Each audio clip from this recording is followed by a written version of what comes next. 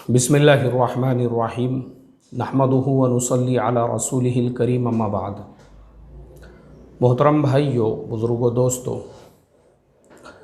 ये corona virus और corona virus की वजह से पूरी दुनिया में जो लॉकडाउन हुआ है, सबसे बड़ा जो इससे नुकसान हुआ, दुनिया का नुकसान तो ठीक है, वो हो गया है, दुकानें बंद है, कारोबार बंद है, बाज़ारें बंद है, लेकिन हमारा एक मुसलमान होने के नाते से सबसे बड़ा जो रूहानी हमारा जो नुकसान हुआ वो ये कि ना हमारी नमाज़ें मस्जिदों में जमाअत से हो रही है, वो जो दीनी आमाल है इज्तिमाई तौर पर, ना बयानों की मजलिसें हो रही है, ना ही तालीम के अंदर हमारी शिरकत हो रही है। चूँकि हमारे मस्जिदों में एक माहौल ऐसा हुआ करता था कि अल्हम्दुलिल्लाह कई मस्जिदों में दो दो तीन तीन वक्त में तालीम होती थी। फजर के बाद तालीम होती थी, ज़ुहर बाद तालीम होती थी, असर बाद तालीम होती थी, फिर मस्जिद वार जमात की मुस्तकिल एक तालीम होती थी।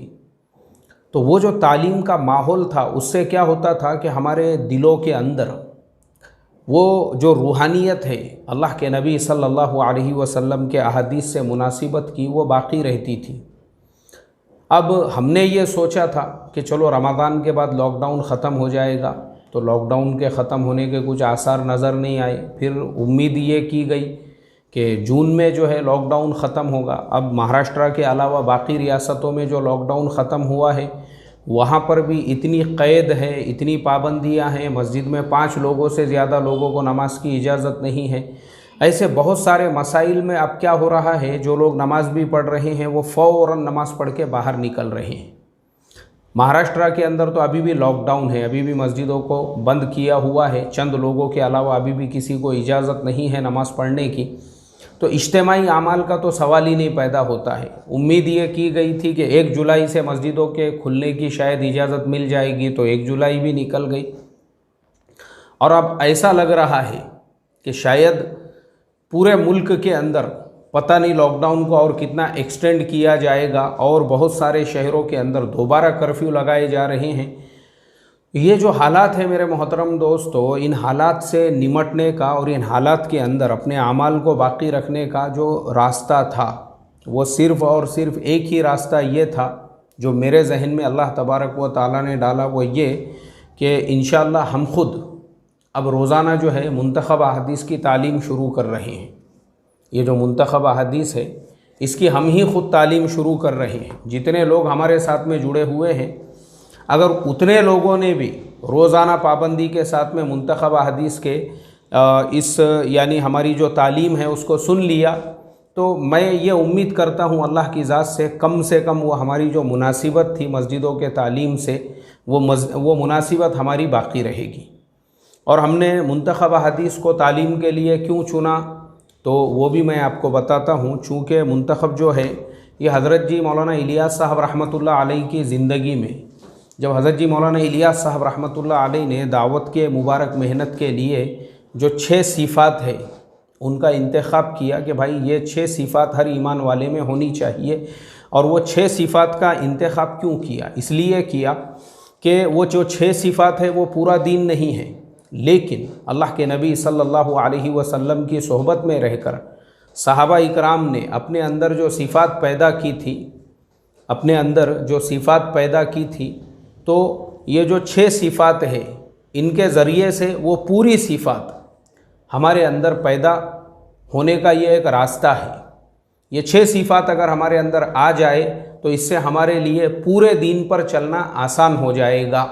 इसके लिए ये 6 सिफ़ात जो है हज़रत जी मौलाना इलियास साहब रहमतुल्लाह अलैह ने अपने बड़ों के मशवरे से, और उस वक्त में जो आपके साथी थे, आपके साथ काम करने वाले थे, अब जब ये जो 6 सिफ़ात है दावत के मुबारक मेहनत के अंदर इनके ऊपर मेहनत कराई जाने लगी कि भाई ये 6 सिफ़ात जो है हर मुसलमान के, हर ईमान वाले की ज़िंदगी में होना चाहिए, तो हज़रत जी मौलाना इलियास साहब रहमतुल्लाह अलैह ने इस बात की कोशिश की कि ये जो 6 सिफ़ात है, इन सिफ़ात के ऊपर मुस्तकिल जो सही अहादीस है उनका एक मजमूआ तैयार हो जाए।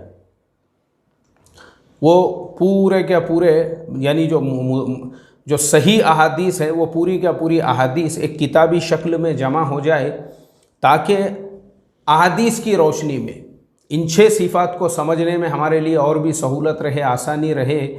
تو یہ کام حضرت جی مولانا یوسف صاحب رحمۃ اللہ علیہ جو اس وقت کے نوجوان عالم دین تھے اور حضرت شیخ زکریہ رحمۃ اللہ علیہ کے شاگرد رشید تھے اور اپنے وقت کے بڑے محدث بھی تھے.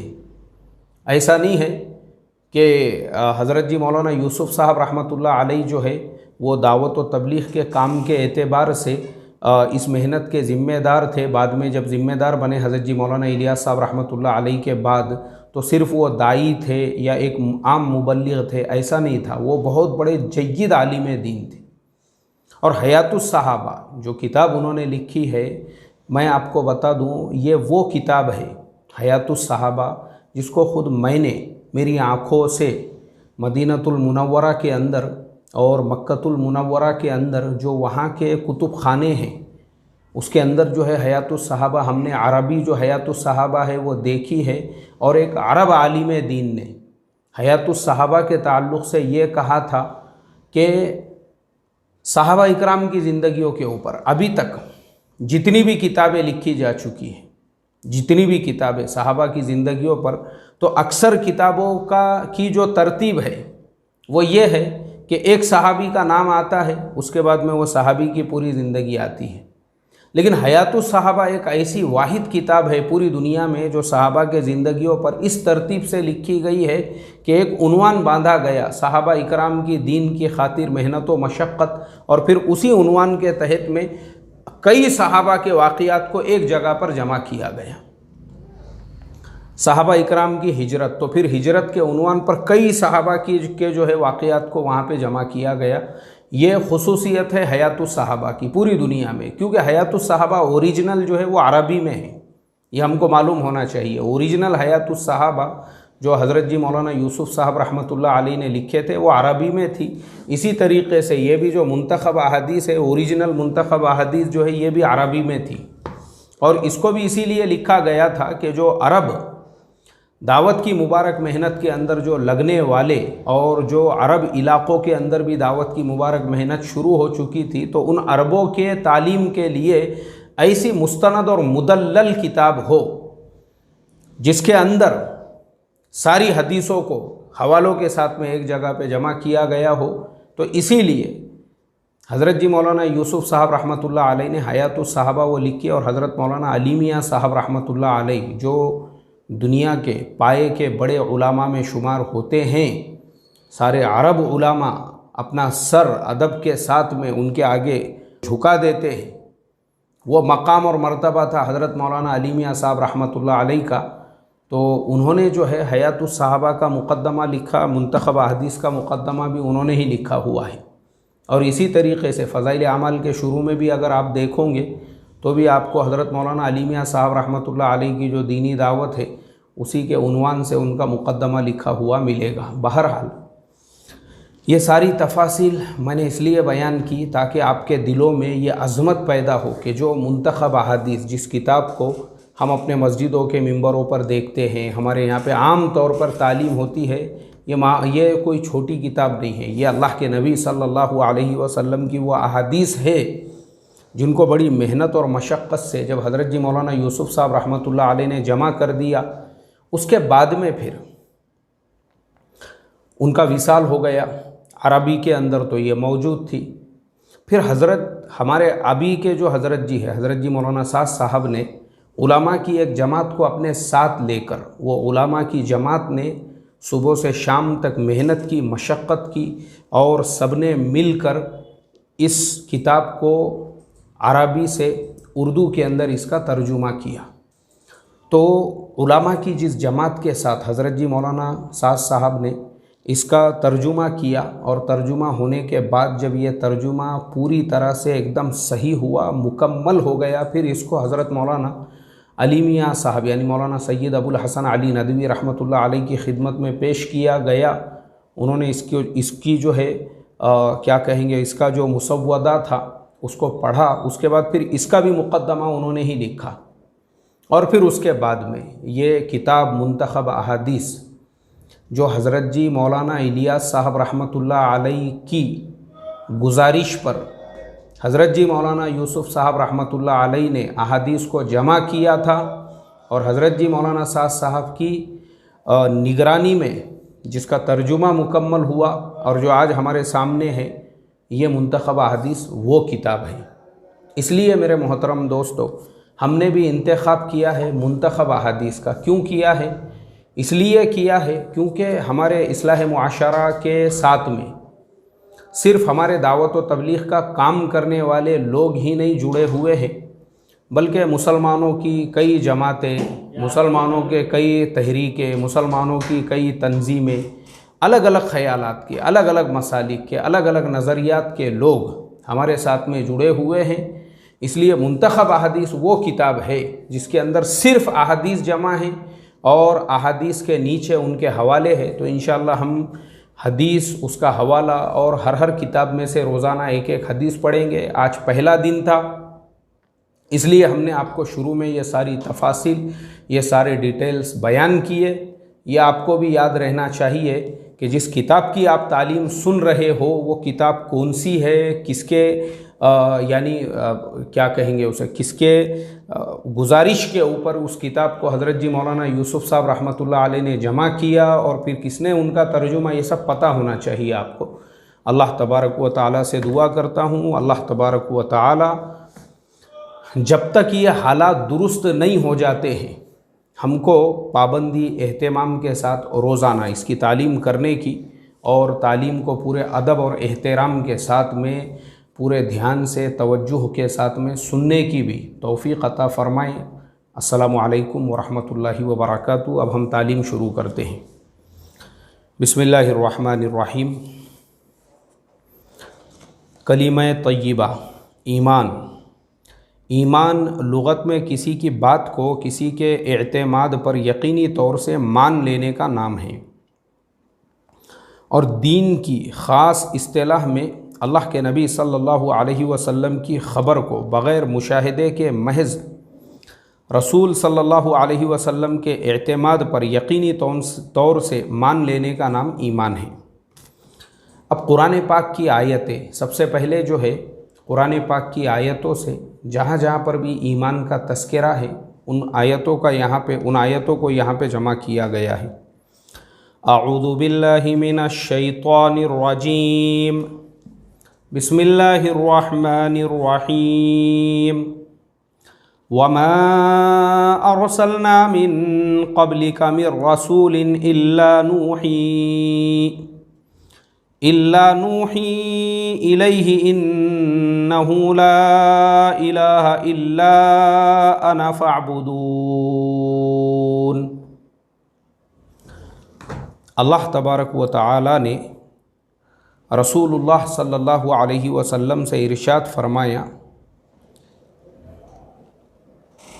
اور ہم نے آپ سے پہلے کوئی ایسا پیغمبر نہیں بھیجا جس کے پاس ہم نے یہ وحی نہ بھیجی ہو کہ میرے سوا کوئی معبود نہیں، اس لیے میری ہی عبادت کرو۔ اور دوسری جگہ قرآن پاک میں اللہ تعالیٰ نے فرمایا ہے، اعوذ باللہ من الشیطان الرجیم، انما المؤمنون الذین اذا ذکر اللہ وجلت قلوبهم واذا تلیت علیہم آیاتہ زادتہم ایمانا وعلی ربہم یتوکلون۔ اللہ تبارک و تعالیٰ کا ارشاد ہے، ایمان والے تو وہی ہے جب اللہ تعالیٰ کا نام لیا جاتا ہے تو ان کے دل ڈر جاتے ہیں، اور جب اللہ تعالیٰ کی آیتیں ان کو پڑھ کر سنائی جاتی ہے تو وہ ان آیتوں کے ایمان کو قوی تر کر دیتی ہے، اور وہ اپنے رب ہی پر توکل کرتے ہیں۔ اب ہم پڑھیں گے کلمہ طیبہ سے نماز کا جو حصہ ہے۔ بسم اللہ الرحمن الرحیم۔ اللہ تعالیٰ کی قدرت سے براہ راست استفادے کے لیے اللہ رب العزت کے اوامر کو حضرت محمد صلی اللہ علیہ وسلم کے طریقے پر پورا کرنے میں سب سے اہم اور بنیادی عمل نماز ہے۔ نماز کے بارے میں قرآن پاک میں جو آیت اللہ نے نازل کی ہے، اعوذ باللہ من الشیطان الرجیم، इन्न अस्सलाता तन्हा अनिल फहशाइ वल मुनकर। अल्लाह ताला का इरशाद है, बेशक नमाज बेहयाई और बुरे कामों से रोकती है। बेशक नमाज बेहयाई और बुरे कामों से रोकती है। आगे फरमाया, अऊज़ु बिल्लाहि मिनश शैतानिर रजीम, इन्नल्लज़ीना आमनू व अमिलुस्सॉलिहाति व अक़ामुस्सलाता व आतवुज़्ज़काता लहुम अज्रुहुम इंदा रब्बिहिम वला खौफुन अलैहिम वला हुम यहज़नून। अल्लाह ताला का इरशाद है, जो लोग ईमान लाए और नेक अमल करते रहे, खुसूसन नमाज की पाबंदी की और ज़कात अदा की, तो उनके रब के पास उनका सवाब महफूज है, ना उनको किसी किस्म का खौफ होगा और ना ही वह गमगीन होंगे। दोबारा पढ़ते हैं। अल्लाह ताला का इरशाद है, जो लोग ईमान लाए, नेक अमल करते रहे, खुसूसन नमाज की पाबंदी की, ज़कात अदा की, तो उनके रब के पास उनका सवाब महफूज है, ना उनको किसी किस्म का खौफ होगा और ना ही वो गमगीन होंगे। सुभान अल्लाह। अब इल्म ज़िक्र में से पढ़ा जाएगा। बिस्मिल्लाहिर्रहमानिर्रहीम। अल्लाह ताला की ज़ात आली से बराह रास्त इस्तिफ़ादे के लिए अल्लाह के अवामिर को हज़रत मोहम्मद सल्लल्लाहु अलैहि वसल्लम के तरीक़े पर पूरा करने की गर्ज़ से अल्लाह वाला इल्म हासिल करना, यानी इस बात की तहक़ीक़ करना कि अल्लाह ताला मुझसे इस हाल में क्या चाहते हैं। अब इल्म ज़िक्र के बाब में भी शुरुआत कुरान पाक की आयतों से। अऊज़ु बिल्लाहि मिनश शैतानिर रजीम, कमा अरसलना फ़ीकुम रसूलन मिनकुम यतलू अलैकुम आयातिना व युज़क्कीकुम व युअल्लिमुकुमुल किताब वल हिकमत व युअल्लिमुकुम मा लम तकूनू तअलमून। अल्लाह ताला का इरशाद है, जिस तरह हमने काबा को क़िबला मुकर्रर करके तुम पर अपनी नियामत को मुकम्मल किया, इसी तरह हमने तुम लोगों में एक अज़ीमुश्शान रसूल भेजा जो तुम ही में से है। वो तुमको हमारी आयत पढ़ पढ़ कर सुनाते हैं, तुमको नफ्स की गंदगी से पाक करते हैं, तुमको कुरान करीम की तालीम देते हैं और इस कुरान करीम की मुराद और अपनी सुन्नत और तरीक़े की भी तालीम देते हैं और तुमको ऐसी मुफीद बातों की तालीम देते हैं जिनकी तुमको ख़बर भी ना थी। दोबारा पढ़ेंगे।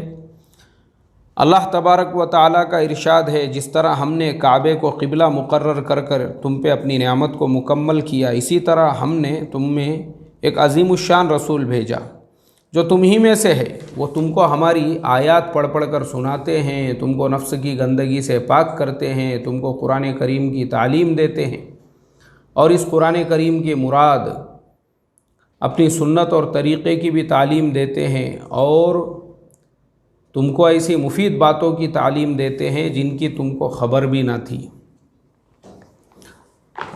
अब इकरा में मुस्लिम में से पढ़ा जाएगा। बिस्मिल्लाहिर्रहमानिर्रहीम। अल्लाह ताला के बंदों से मुताल्लिक़ अल्लाह ताला के अवामिर को नबी करीम सल्लल्लाहु अलैहि वसल्लम के तरीक़े की पाबंदी के साथ पूरा करना, उसमें मुसलमानों की नौइयत का लिहाज करना। इकरा में मुस्लिम की शुरुआत भी कुरान करीम की आयतों से। अल्लाह फरमाते हैं, अऊज़ु बिल्लाहि मिनश शैतानिर रजीम, वला अब्दुम मुमिनुन खैरुम मिन मुशरिकिन वलौ अअजबकुम। अल्लाह ताला का इरशाद है, और एक मुसलमान ग़ुलाम मुशरिक आज़ाद मर्द से कहीं बेहतर है, चाहे वो मुशरिक मर्द तुमको कितना ही भला क्यों ना मालूम हो। यानी एक अगर ईमान वाला ग़ुलाम भी है तो फरमाया वो मुशरिक आज़ाद मर्द से कहीं बेहतर है, खा वो मुशरिक मर्द तुमको कितना ही भला क्यों ना मालूम हो। अब हम पढ़ेंगे इखलास नीयत में से।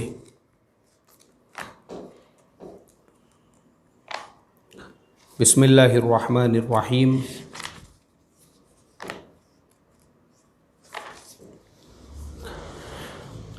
इखलास नीयत यानी तसहीह नीयत, अल्लाह ताला के अवामिर को महज अल्लाह की रज़ा के लिए पूरा करना।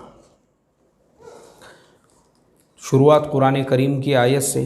अऊज़ु बिल्लाहि मिनश शैतानिर रजीम, بلا من اسلم وجهه للہ وهو محسن فلہ اجرہ عند ربہ ولا خوف علیہم ولا هم يحزنون۔ اللہ تعالیٰ کا ارشاد ہے، ہاں جس نے اپنا چہرہ اللہ کے سامنے جھکا دیا اور وہ مخلص بھی ہو تو ایسے شخص کو اس کا اجر اس کے رب کے پاس ملتا ہے، ایسے لوگوں پر نہ کوئی خوف ہوگا نہ وہ غمگین ہوں گے۔ دوبارہ پڑھیں گے ترجمہ۔ اللہ تعالیٰ کا ارشاد ہے، ہاں جس نے اپنا چہرہ اللہ تعالیٰ کے سامنے جھکا دیا اور وہ مخلص بھی ہو تو ایسے شخص کو اس کا اجر اس کے رب کے پاس ملتا ہے، ایسے لوگوں پر نہ کوئی خوف ہوگا نہ وہ غمگین ہوگے۔ سبحان اللہ۔ اب دعوت و تبلیغ میں سے پڑھا جائے گا۔ بسم اللہ الرحمن الرحیم۔ اپنے یقین و عمل کو درست کرنے اور سارے انسانوں کو صحیح یقین و عمل پر لانے کے لیے رسول اللہ صلی اللہ علیہ وسلم والے طریقۂ محنت کو سارے عالم میں زندہ کرنے کی کوشش کرنا۔ شروعات کرتے ہیں قرآن کریم کی آیت سے۔ اعوذ باللہ من الشیطان الرجیم واللہ یدعو الی دار السلام وَيَهْدِي مَن يَشَاءُ إِلَى صِرَاطٍ مُسْتَقِيمٍ۔ اللہ تعالیٰ کا ارشاد ہے، اور اللہ تعالیٰ سلامتی کے گھر یعنی جنت کی طرف دعوت دیتے ہیں اور وہ جسے چاہتے ہیں سیدھا راستہ دکھاتے ہیں۔ اللہ تعالیٰ سلامتی کے گھر یعنی جنت کی طرف دعوت دیتے ہیں اور جسے چاہتے ہیں اسے سیدھا راستہ دکھاتے ہیں۔ اب میرے محترم دوستو، یہ جو 6 صفات ہے یہ ہم کو اپنی زندگی میں لانا ہے، اور ایک چیز جس کو زندگی سے باہر نکالنا ہے وہ ہے لایانی چیزوں سے بچنا، لایانی باتوں سے۔ یہاں پہ تفصیل سے آ جائے گا لایانی۔ پہلے تو میں لایانی سمجھا دیتا ہوں۔ لایانی اسے کہتے ہیں جس سے نہ دین کا فائدہ ہو نہ دنیا کا فائدہ ہو۔ وہ صرف بات نہیں ہے، وہ کام بھی ہے، چاہے وہ بات ہو، کام ہو، کلام ہو، کوئی بھی چیز ہو، کوئی بھی امر ہو، وہ جس سے نہ دین کا فائدہ نہ دنیا کا فائدہ، اس کو لایانی کہتے ہیں۔ قرآن کریم کی آیت سے شروع کرتے ہیں۔ اعوذ باللہ من الشیطان الرجیم وَقُلْ لِعِبَادِي يَقُولُوا الَّتِي هِيَ أَحْسَنُ إِنَّ الشَّيْطَانَ يَنزَغُ بَيْنَهُمْ إِنَّ الشَّيْطَانَ كَانَ لِلْإِنسَانِ عَدُوًّا مُبِينًا۔ اللہ تعالیٰ نے اپنے رسول صلی اللہ علیہ وسلم سے ارشاد فرمایا، اور آپ میرے بندوں سے فرما دیجئے وہ ایسی بات کہا کرے جو بہتر ہو، اس میں کسی کی دل آزاری نہ ہوتی ہو، کیونکہ شیطان دل آزار بات کی وجہ سے آپس میں لڑا دیتا ہے۔ واقعی شیطان انسان کا کھلا دشمن ہے۔ اللہ تعالیٰ نے اپنے رسول صلی اللہ علیہ وسلم سے ارشاد فرمایا، اور آپ میرے بندوں سے فرما دیجئے وہ ایسی بات کہا کرے جو بہتر ہو، اس میں کسی کی دل آزاری کی بات نہ ہو، کیونکہ شیطان دل آزار بات کی وجہ سے آپس میں لڑا دیتا ہے۔ واقعی شیطان انسان کا کھلا ہوا دشمن ہے۔ الحمدللہ آج ہم نے تعلیم مکمل کی، اور کل سے انشاءاللہ تعلیم جو ہے صرف کتاب کی ہی کنٹینیو ہوگی۔ آج پہلا دن تھا، اس لیے آپ کو شروع میں ہم نے تمہید کے اندر اس کتاب کی اہمیت بیان کی ہے، دعوت کی محنت کی اہمیت، 6 صفات کی اہمیت۔ اللہ تعالی ہم تمام کو عمل کی توفیق عطا فرمائے۔ سبحان اللہ و بحمدہ، سبحانک اللہم و بحمدک، نشہد ان لا الہ الا انت، نستغفرک و نتوب الیک۔ سبحان ربک رب العزۃ عما یصفون، وسلام علی المرسلین، والحمد للہ۔